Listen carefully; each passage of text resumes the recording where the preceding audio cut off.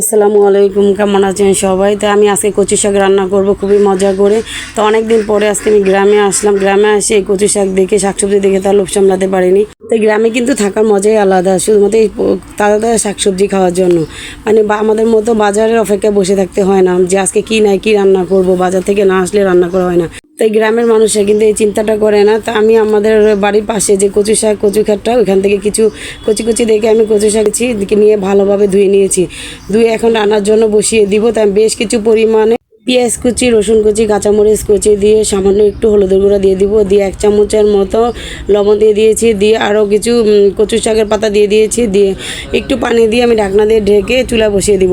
তো আমার কড়াই একটু ছোটো হয়ে গিয়েছে, বড় হলে ভালো হতো, মানে আগে বুঝতে পারি নাই। তাই আমার কচু শাকটা সিদ্ধ হয়ে গিয়েছে। এখন ঘুটনি দিয়ে ঘুটে ভালো মতো একদম ঘুটে নিয়ে ভালোভাবে ঘুটে নিয়েছি। এখন আমি বাগার দিয়ে দিব। তো বাগার দেওয়ার জন্য পরিমাণ মতো সয়াবিন তেল দিয়েছি, দিয়ে রসুন থেতো করে দিয়েছি, আর সাথে 3-4টা শুকনো মরিচ ছোটো ছোটো টুকরো করে দিয়েছি।